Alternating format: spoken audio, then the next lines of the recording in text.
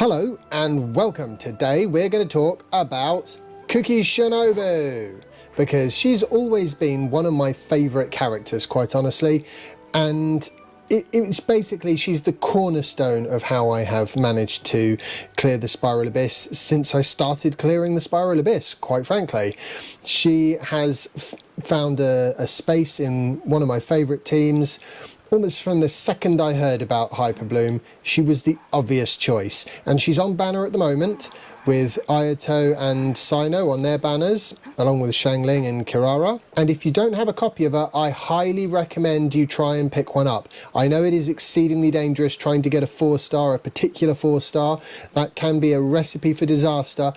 But in this case, if you can just get one copy, it could change how easy you find some of the hardest content in the game. So she's actually one of the older characters in Genshin Impact, and when she first came out, she was a bit, what's the word?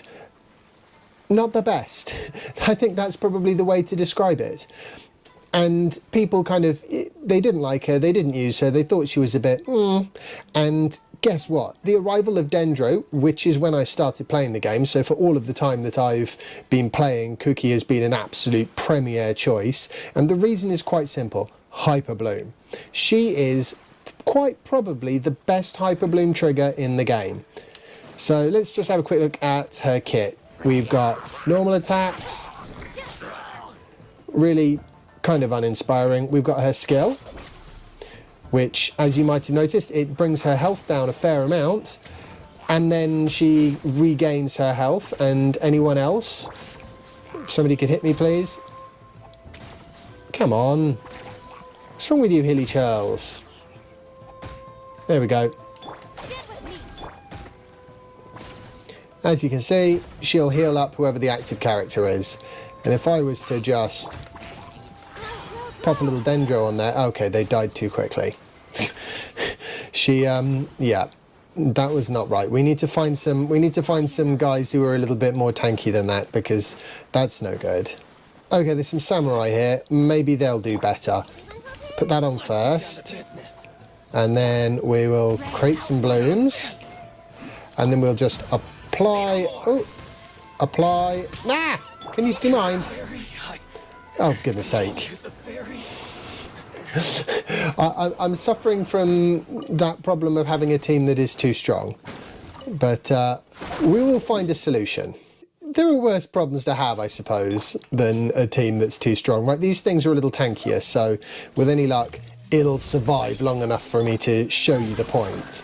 Right, so now we've got a bloom. If we hit it with Electro, we get Hyper Bloom. And as you can see, the thing's already dead. Oh, God. Get out of there, get out of there. I don't want to kill it, because then I'm going to run out of things to kill. Yeah, Hyperblooms do a ridiculous amount of damage, and there is a reason why it is one of the easiest teams to build that does serious damage in this game, and that's quite simply, it is basically irrelevant what you have on your Dendro. You know, the artifacts, doesn't matter. The question is, does the character apply Dendro? When it comes to your Hydro, does it matter? No, it doesn't matter at all. Yeah, obviously it's good if the Dendro and the Hydro do damage. That obviously is a bonus, but it's not necessary. What's necessary is having Kuki with her artifacts. And with the Electro trigger, when it comes to artifacts, all you really care about is Elemental Mastery. See, she's got over 1,000 Elemental Mastery, which is why the Hyperblooms do a ridiculous amount of damage. The other thing you need to bear in mind, though, is for Hyperbloom, you do need to level her up to 90. The difference between level 80 and level 90 is somewhere in the order of 30% more damage from Hyperblooms. It makes a massive difference. But other than that, it's just all about the EM. Flower of Paradise Lost actually is a very good set for her if you get the 4-piece. I clearly haven't. And Gilded Dreams is also very good, but very close behind that is having a 2-piece.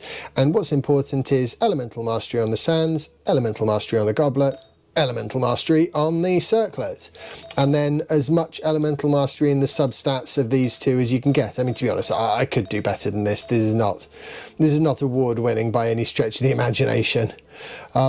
Yeah, and her healing is not too adversely affected by all that EM, so she heals based on her HP, but she has an Ascension 4 passive which gives her a boost to her healing amount based on 75% of her elemental mastery, so that makes quite a difference. Damage from Kuki, I don't know, does she do damage? I haven't really noticed. Oh, I forgot to mention her burst.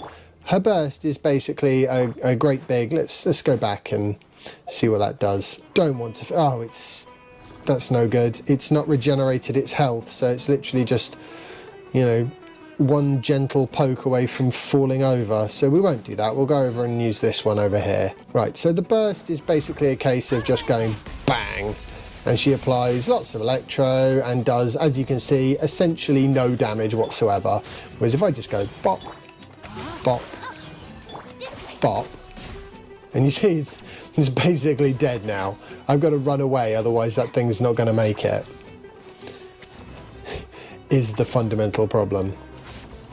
You see, what'll happen is if Kuki hits it with her electro, then Nahida's skill will, you know, will activate, and that will finish the thing off. Now, hopefully this one has regenerated now that we've been into battle with somebody else. I'm going to change the team up a little bit so I can perhaps demonstrate a bit more effectively how much of an insane damage you get from Hyper Bloom. I'm going to take off all my well-built characters and I'm going to replace them with the absolute worst of the worst that I can find. Barbara does no damage. She is a 0 damage character, effectively. My Collei, you know, she can be alright, but she's not got any artifacts, so that'll work just fine. And you know what? We just stick with that. This is, I'll probably, I don't know, do I want to drive? I don't know. Let's just apply a bit of that.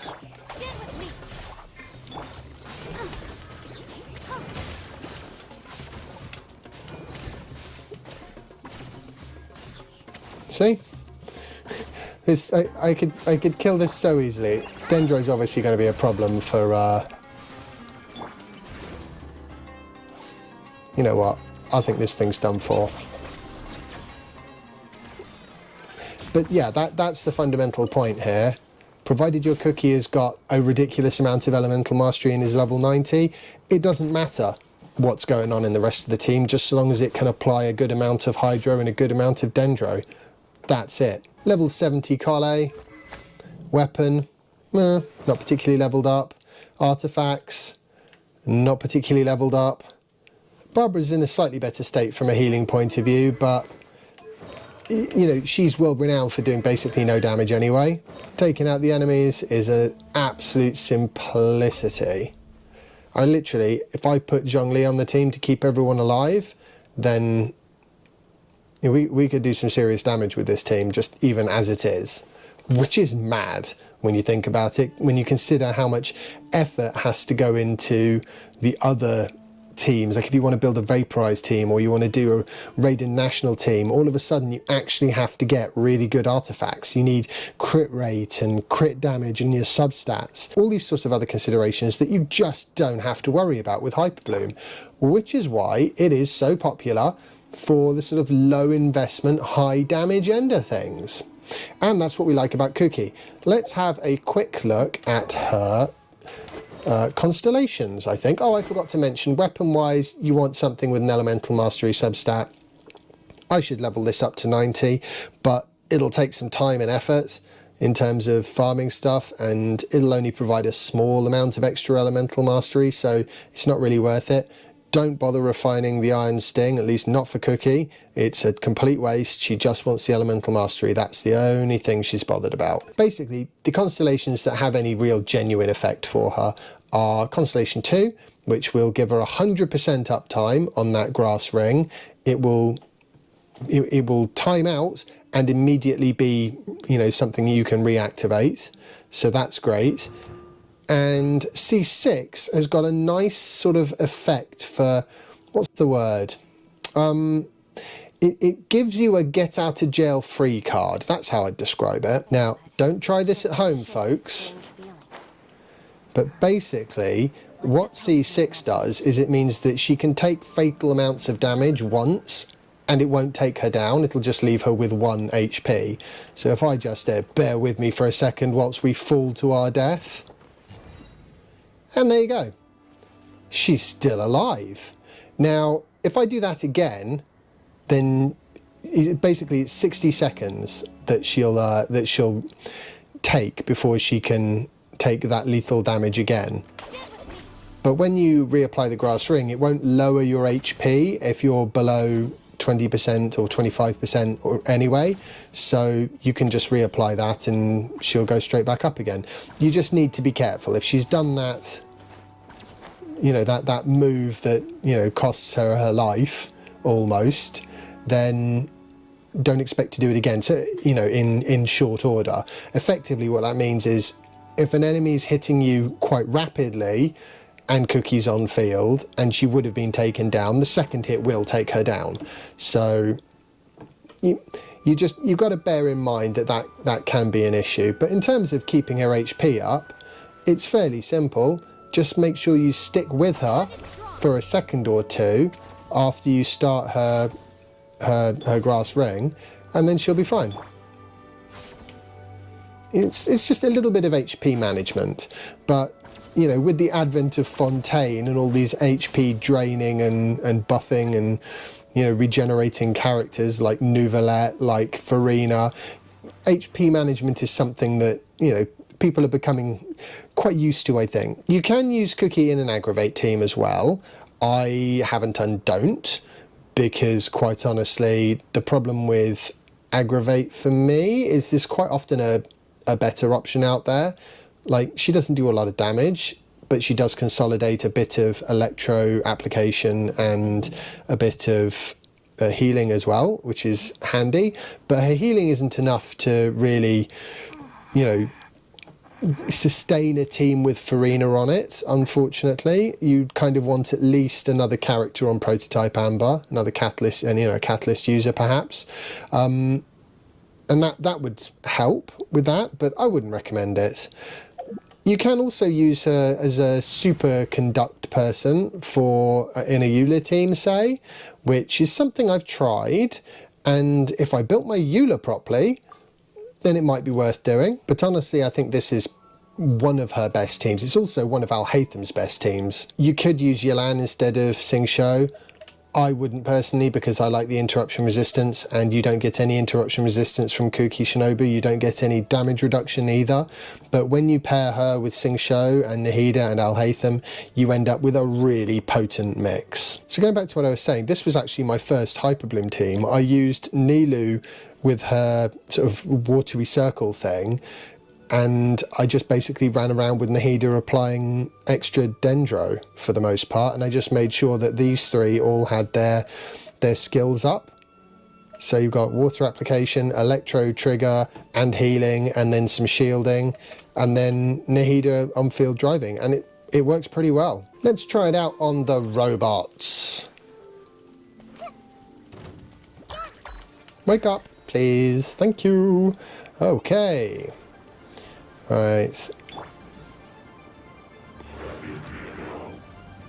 Oh, blooming robots. Oh, they caught me.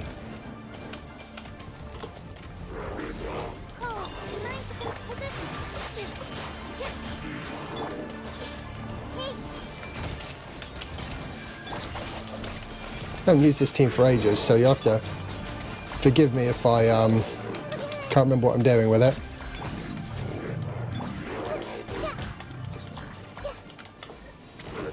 Oh, everyone's dead.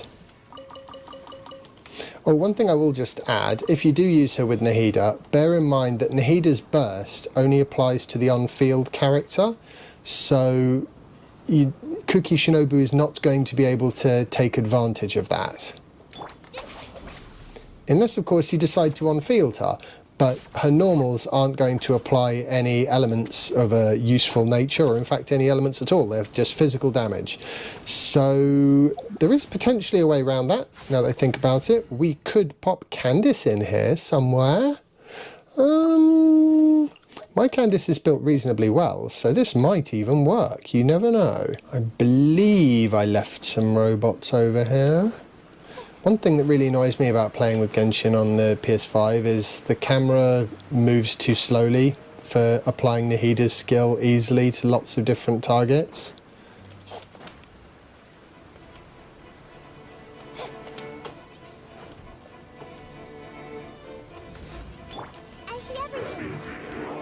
Oh, it's too far away.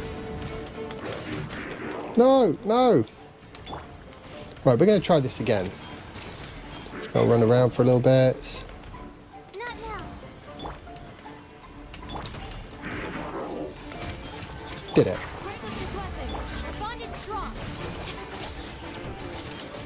Now we're just going to hack away at them.